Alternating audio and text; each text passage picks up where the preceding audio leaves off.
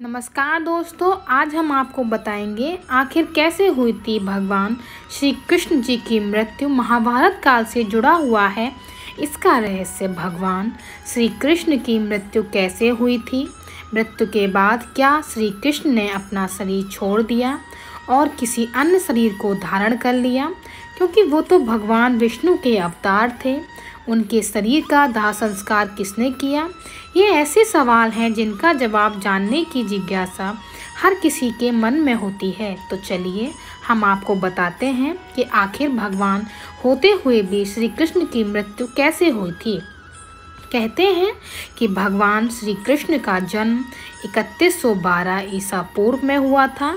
वैसे तो श्री कृष्ण का जन्म मथुरा में हुआ था, लेकिन उनका बचपन गोकुल, वृंदावन, नंदगांव, बरसाना और द्वारका आदि जगहों पर बीता। कहा जाता है कि महाभारत युद्ध के बाद भगवान श्री कृष्ण ने 36 वर्षों तक द्वारका पर राज किया। इसके बाद उन्होंने अपना देह त्याग दिया, यानी कि उनकी मृत्यु हो गई। उस समय उनकी आयु 125 वर्ष की थी।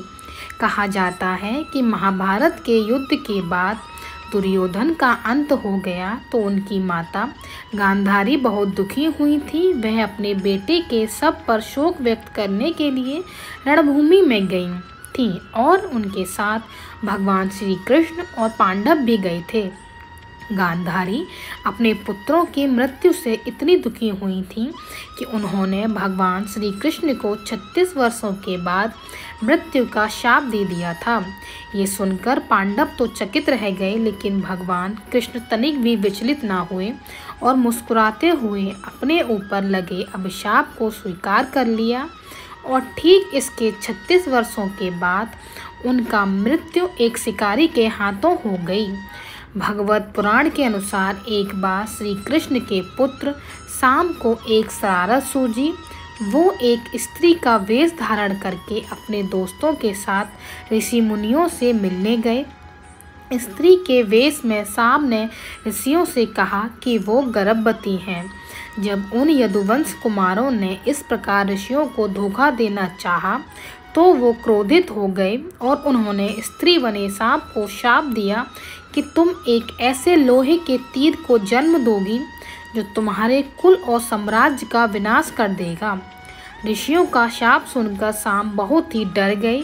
उन्होंने तुरंत ये सारी घटना जाकर उग्रसेन जी को बताई, जिसके बाद उग्रसेन जी ने सांप से कहा कि वे तीर का चूर्ण बनाकर प्रभास नदी में प्रवाहित कर दें।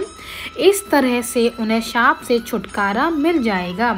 सांबा ने इस आदेश को पारित किया कि यादव राज्य में किसी भी प्रकार की नशीली सामग्रियों को ना तो उत्पादन किया जाएगा और ना ही वितरण किया जाएगा। कहा जाता है कि इस घटना के बाद द्वारका के लोगों ने कई अशुभ संकेतों का अनुभव किया, जिसमें से सुदर्शन चक्र, श्री कृष्ण का शंख, उनका रथ और बलराम के हल का अदृश्य हो जाना शामिल है। इसके अलावा वहां अपराधों और पापों में बढ़ोतरी होने लगी। द्वारका में चारों ओर अपराध और पाप का माहौल व्याप्त हो गया।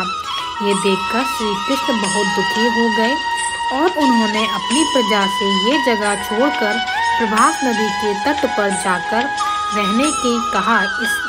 इससे जाकर के वहां जाने से उनके पापों को मुक्ति मिल जाएगी। इसके बाद सब लोगों ने उनकी बात मानकर प्रभास नदी के तट पर गए, लेकिन वहां जाकर सभी मदिरा के नशे में चूर हो गए और एक दूसरे से बहस करने लगे। इसके बाद उनकी बहस ने लड़ाई का रूप धारण कर लिया और वो आपस में ही लड़ने मरने लगे।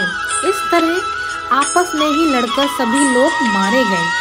कहते हैं कि इस घटना के कुछ दिनों बाद ही बलराम जी की भी मृत्यु हो गई। भागवत पुराण के अनुसार भगवान श्री कृष्ण एक दिन एक पीपल के पेड़ के नीचे विश्राम कर रहे थे।